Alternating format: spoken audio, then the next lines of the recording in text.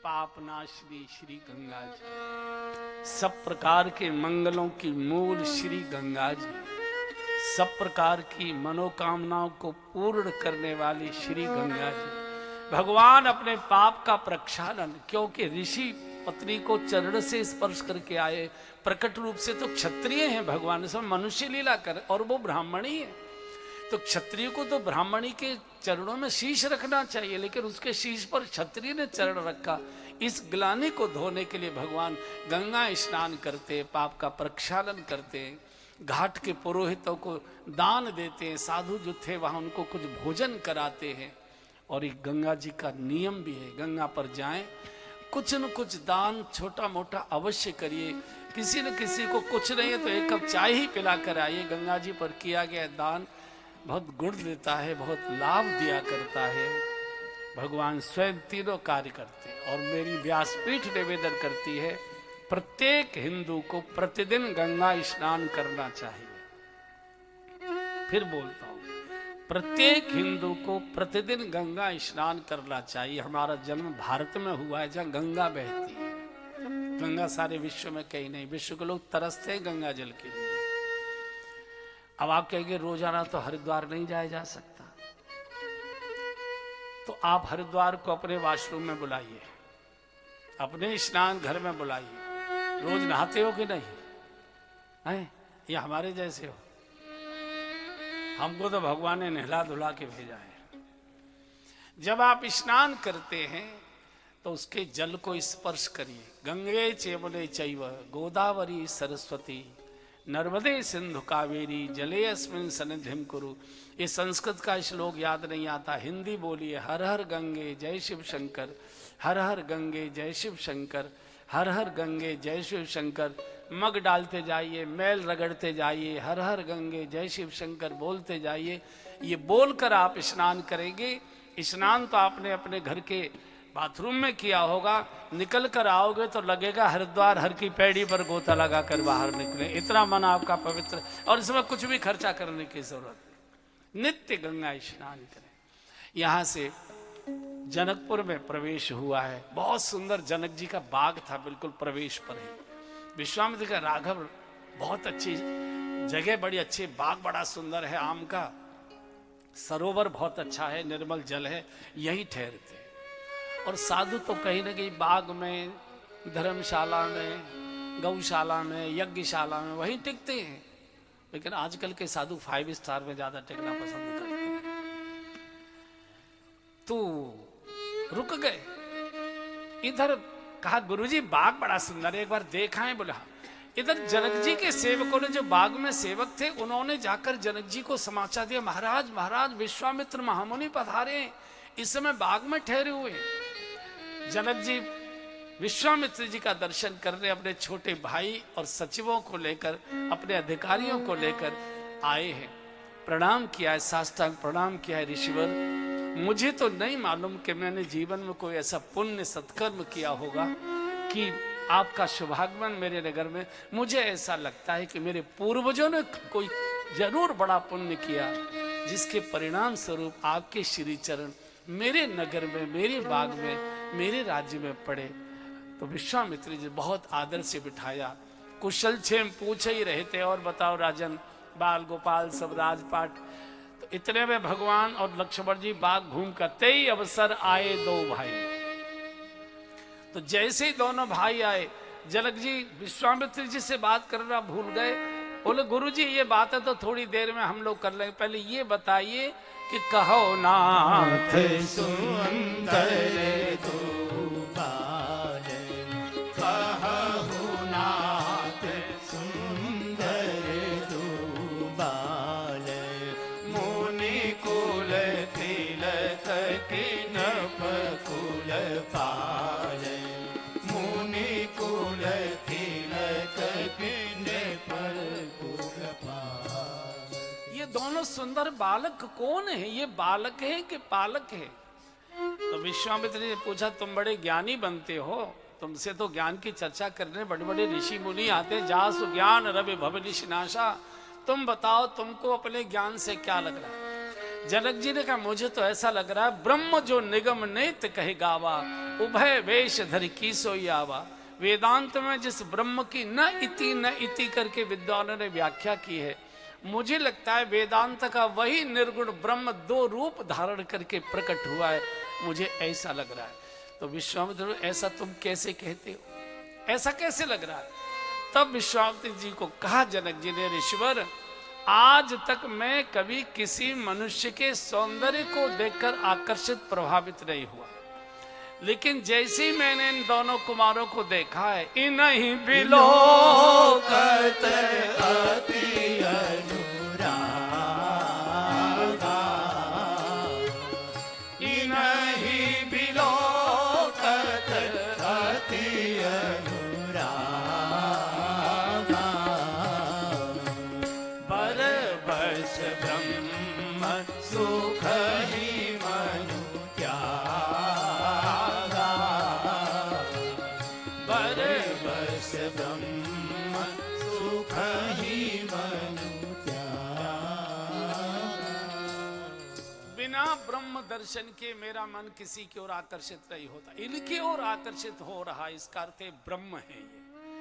तो विश्वामित्र जी बताना ही चाहते थे, भगवान ने इशारा कर, नहीं गुरुजी बात खुली तो बड़ी मुश्किल हो जाएगी, तो विषयांतर कर दिया। ये दो दशरथ के ढोटा, ये महाराज दशरथ के दोनों पुत्र हैं, ये उनका बड़ा बेटा राम है, ये उनका छोटा बेटा लखन है, मेरे यज्ञ की रक्षा करने आए थे।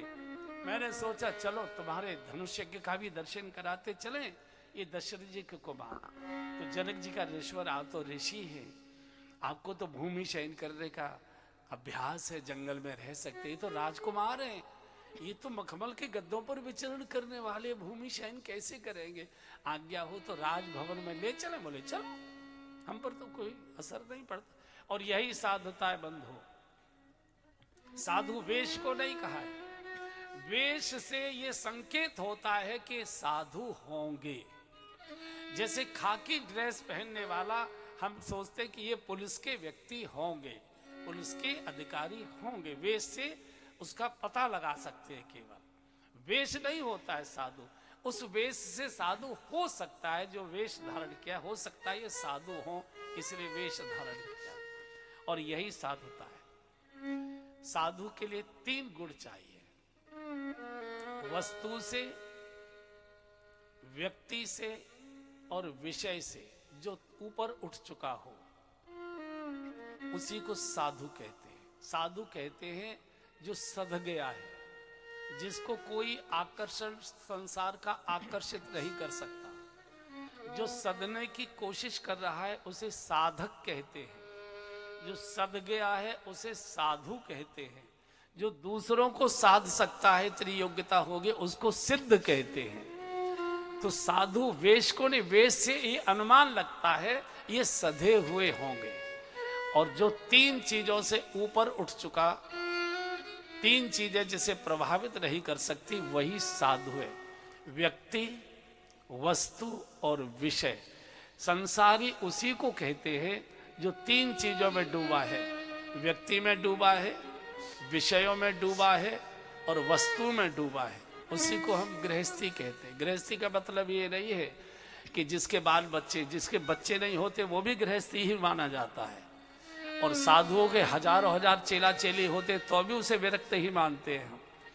तो 3 चीजों से जो मुक्त हो गया, वस्तु से, हमारा किसी ने जरा सा प्लॉट दाब लिया तो हम लाठी फोड़ देते हैं, खोपड़ा, और कोर्ट जाएंगे, ये करेंगे, गाली गलौज करेंगे, झगड़ा करेंगे, तूफान बचाएंगे।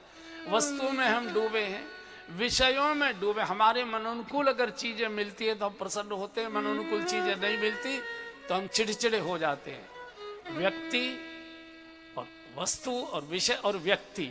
घर में बच्चे का जन्म हुआ, ढोलक बजने लगी, नाच कूद होने लगा, किसी की मृत्यु हो गई, हाय हाय करने लगे। ये गृहस्थाश्रम है। केवल शादीशुदा से गृहस्थाश्रम का संबंध नहीं है। जिनकी शादीशुदा, जो शादीशुदा नहीं भी है, जिनके बाल बच्चे नहीं हुए, वे भी मुकदमे लड़ रहे हैं, वे भी मकान के झगड़े में फंसे, वो भी दुकान कर रहे हैं, वो भी फैक्ट्री चला रहे हैं, वो भी सब काम कर रहे हैं कि नहीं कर रहे। जो 3 चीजों से ऊपर उठ गया, विषय से, व्यक्ति से और वस्तु से, वो ही साधु है। जो साधु वस्तु के लिए संघर्ष कर रहा है, आश्रम के लिए केस लड़ रहा है, वो साधु नहीं, साधुता पर कलंक है। घर से जब चलाता तो घर छोड़कर चलाता, घर छोड़कर चलाता, ये सोचकर नहीं चला था कि आश्रम मिलेगा, बड़ा आश्रम बनाएंगे, गाड़ियां मिलेंगी, ऐसे ठाठ होंगे, करतल भिक्षा तरतल वास, हाथ में मांग के खाएंगे, पेड़ के नीचे सो जाएंगे, ये सोचकर चला था ना। और आके फिर एक आश्रम, चलो मान लिया जरूरी था, फिर दूसरा आश्रम, फिर तीसरा आश्रम, फिर हर तीर्थ में आश्रम, फिर हर शहर में आश्रम, फिर हर जगह झगड़े, फिर ये और वो। तो इसको मैं तो, शास्त्र तो साधु नहीं कहता, जो कहता वो कहता। साधु की परिभाषा मानस दे रहा है, जो व्यक्ति से, वस्तु से, विषय से निरपेक्ष हो गया, वही। तो जानकी जी के भवन में जनक जी जानकी जी को अपने भवन में ले गए और जानकी जी के भवन में तीनों को टिकाया गया। और भगवान भक्ति के भवन में ही निवास कर सकते। बिल्कुल सायंकाल का समय था, तो भगवान ने गुरुजी को कहा, गुरुजी लखन की ये फरीदाबाद देखने की बड़ी इच्छा हो रही है, तो इसको घुमा लाऊं क्या? बोले जाओ। जाई देख आबहु नगर और सुख निधान दो भाई, करहु सुफल सबके नयन, बेटा सुंदर बदन देखा। जाओ, ये विदेह नगरी है, ये देह के सौंदर्य को मिथ्या मानते, ये ब्रह्म सत्य जगन मिथ्या, मिथ्या जगत नहीं है, मिथ्या हमारी सोच होती है। देह के बिना तो भजन हो ही नहीं सकता, तन बिन राम भजन नहीं भरना, बिना शरीर के न भजन हो सकता है, न योग हो सकता है, न तप हो सकता है, न दान पुण्य, कुछ नहीं हो सकता। शरीर तो, शरीर माध्यम खलु धर्म साधनम कहा गया है शास्त्र में। और ये विदेह नगर, ये देह को मानते ही नहीं। जाओ, देह का भी उपयोग होता है भगवान की भक्ति और भजन में, इनके नेत्र को दिव्य करके आओ। चले, सायंकाल का समय, मार्केट में पुरुषों की संख्या कम होती है, सायंकाल माताएं मार्केटिंग करने ज्यादा निकला करती है। ये 4 बजे से लेके 7 बजे तक का समय ये मार्केट में माताओं का होगा। आप देखेंगे अपने यहाँ मार्केट में भीड़ ही भीड़ लगेगी, वहाँ सायंकाल खरीद फरोख्त करने जाती। तो जैसे ही गए भगवान आगे आगे, लक्ष्मण जी पीछे, जो भी बाजार में भीड़ भड़क थी, एकदम हलचल हो गई। सबने अपने अपने सामान छोड़ दिए, भीतर से दुकानों में से लोग सड़क पर आ गए। कौन आ गए? इतना सुंदर रूप चुकी है, तो विदेह नगरी थी। यहाँ तो देह का किसी को भान ही नहीं था, देह सौंदर्य का कोई ज्ञान ही नहीं था। पूरे जनकपुर में चर्चा होगी, देखन नगर भूप सुत आए, देखन नगर भूप सुत आए, समाचार पुरवासिन पावे, समाचार पुरवासिन पावे, धाये धाम काम सब त्यागी, धाये धाम काम सब त्यागी, मन हो रंग निधि लूटन लागी, मन हो रंग निधि लूटन। पूरे जनकपुर विदेह नगर के लोग देह दर्शन के लिए पागलों की तरह धाये धाम काम सब त्यागी, काम धाम सब छोड़कर,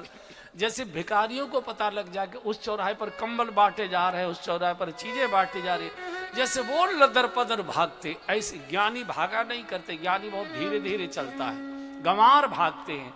आज ज्ञानी गंवारों की तरह दौड़े चले जा रहे हैं। धाये धाम काम सब त्यागी, मनो रंग निधि लूटन लागी। भगवान ने कहा, लखन इस मार्केट में तो बड़ी भीड़ हो गई, चलो पतली सी, तो एक पतली सी गली थी ठठेरान की, ठठेरान मोहल्ले, यहाँ भी होगा ना ठठेरान मोहल्ला है। पतली सी गली वाला कौन सा मोहल्ला? पुराने फरीदाबाद का।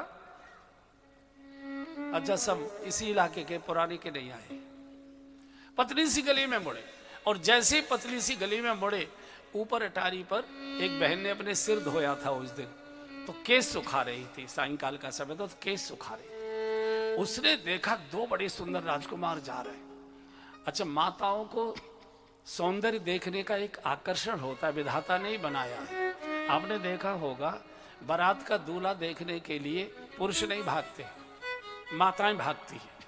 अच्छा, बारातें ज्यादातर पहले गांव में सायंकाल निकला करती थी, और सायंकाल भोजन बनाने का समय होता है। आटा मल रही थी तो अभी सने हाथ आटे के लेके भागती है, एकदम दूल्हा निकल जाएगा, कैसा है दूल्हा है, कैसा है दूल्हा है। उनके पुरुष नहीं जाते दूल्हा देखने के लिए। मैंने एक बहन से पूछा कि ये माताएं बहनें दूसरे का दूल्हा देखने के लिए क्यों पागलों की तरह भागती है? तो उन्होंने कहा ये मिलान करने जाती है, हमारे जैसे हैं कि और तरह के हैं।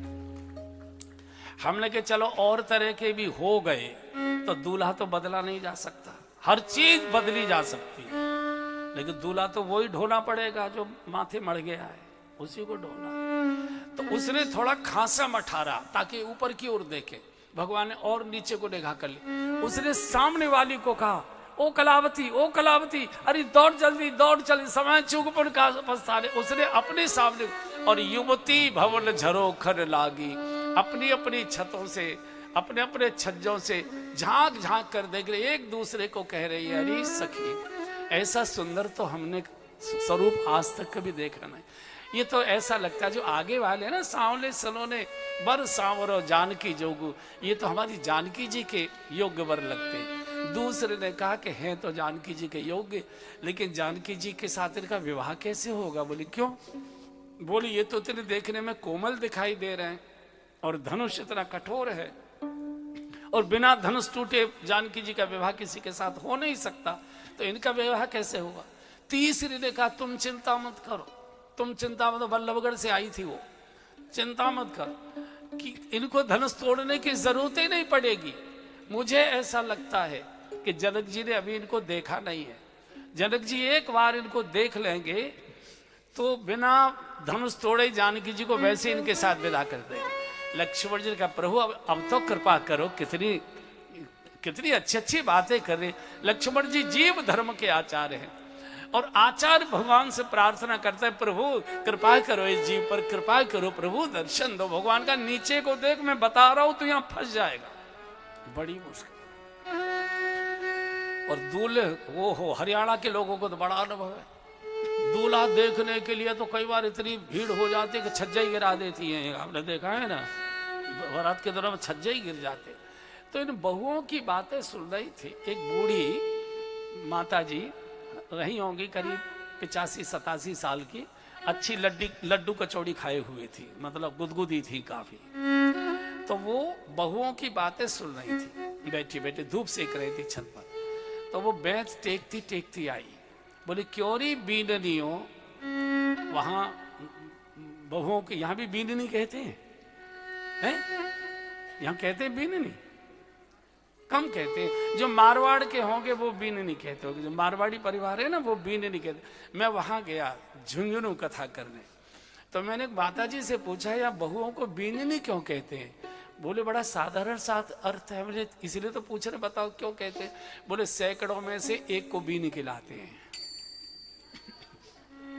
सैकड़ों को देखते हैं उसमें से एक को बीन खिलाते हैं, इसलिए बीननी कहते। तो आई क्यों नहीं बीननी हो, मैं इतनी देर से तुम्हारी बातें सुन रही हूँ, बरसावरो जानकी जोगू, बरसावरो जान, मान लो जानकी जी का इनके साथ विवाह हो भी गया तो तुमको क्या फायदा होने वाला? तो जो फरीदाबाद वाली थी ना, उसने कहा माँ फायदा, बहुत फायदा होगा। वो क्या होगा? बोले 12 बार स्नेह वश और जनक बुलाओ बसी,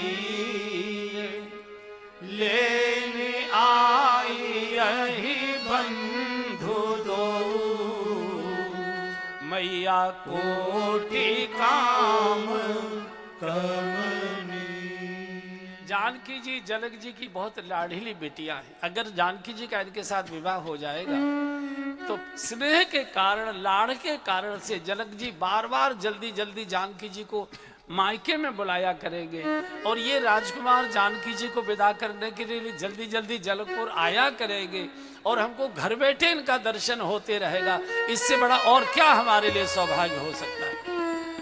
लक्ष्मण जी हाथ पकड़े, प्रभु इतनी सुंदर बातों से भी आप पिघल रहे, मैं नहीं जानता, एक बार कृपा करो, एक बार। जब जीव ने बहुत रोकर आग्रह किया, भगवान ने एक बार देखा ऊपर की ओर, ओहो मूर्छित हो कर गिर पड़ी। इतना सुंदर भगवान का मोहनी स्वरूप। भगवान आगे बढ़े तो जोर जोर से रोने लगे। भगवान का अब क्यों रो रही हो, अब तो आपने दर्शन कर लिया। बोले हमारी भी व्यवस्था करिए। बोले क्या मतलब?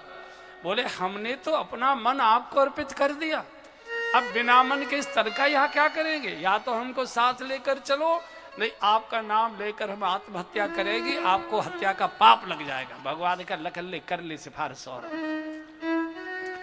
भगवान का ये नहीं हो सकता। बोले तो ठीक है हम आत्महत्या करते हैं। बोले नहीं हत्या मत करो। क्या करे? बोले प्रतीक्षा कर। कब तक की? बोले द्वापर तक की। क्या मतलब? बोले इस बार त्रेता में मर्यादा का अवतार लेकर आया हूं। एक पत्नी का व्रत लिया है मैंने। द्वापर में सबकी सब चली आना, बेरोटोक सबके लिए मकान बनवाएंगे, चिंता करने की जरूरत नहीं है। और यही त्रेता की जनकपुर की जो स्त्रियां थी, देवियां थी, ये सब ब्रज की गोपी बनकर आई है भगवान के साथ लीला क्रीड़ा करने के लिए। पूरा नगर आज हर चौराहे पर, हर चाय की दुकान पर, हर पार्क में, हर मॉल में, हर घर के आंगन में, हर ड्रग एक ही चर्चा हो रही है। बरनत छवि जहाँ तहाँ सब बरनत छवि जहाँ तहाँ सब बरनत छवि जहाँ तहाँ सब लोग बरनत छवि जहाँ तहाँ सब लोग अवश्य देखी यही देखन जो अवश्य देखी यही देखन जो आजी बरनत छवि जहाँ तहाँ सब लोग बरनत छवि जहाँ तहाँ सब। पूरे जनकपुर के घर घर में, चौराहे चौराहे पर, हर जगह एक ही चर्चा। अगर इन आंखों से कुछ देखने योग्य है तो इन राजकुमारों का मधुर स्वरूप देखने योग्य है। बिल्कुल ऐसी स्थिति हो गई जनकपुर निवासियों की जैसे हमारे ब्रज के साधुओं की हो गई थी। जब भगवान कृष्ण वृंदावन ब्रज छोड़कर द्वारका जाकर बस गए तो ब्रज के सारे साधु रो रो कर उल्हाना दिया करते थे, गोविंद तुमने हमको मार डाला। हमें तो जोगनिया बनाए गयो री, हमें तो जोगनिया बनाए गयो री, ओ छोरा नंद गोरी हमें तो जोगनिया बनाए गयो री, हमें तो जोगनिया बनाए गयो री, ओ छोरा नंद गोरी हमें तो बाबा जी बनाए गयो री, हमें तो बाबा जी बनाए गयो री, ओ छोरा नंद गोरी हमें तो जोगनिया बनाए गयो री। आप तो ओढ़े शाल पीतांबर, आप तो ओढ़े शाल पीतांबर, हमें तो गोदड़ी में फंसाए गयो री, हमें तो गोदड़ी में फंसाए गयो री, ओ छोरा नंद गोरी हमें तो बाबा जी बनाए गयो री, हमें तो बाबा जी बनाए गयो री, ओ छोरा नंद गोरी हमें तो जोगनिया बनाए गयो री। आप तो छप्पन भोग लगावे, आप तो छप्पन भोग लगावे, हमें तो दर दर पे घुमाए गयो री, हमें तो दर दर पे घुमाए गयो री, ओ छोरा नंद गोरी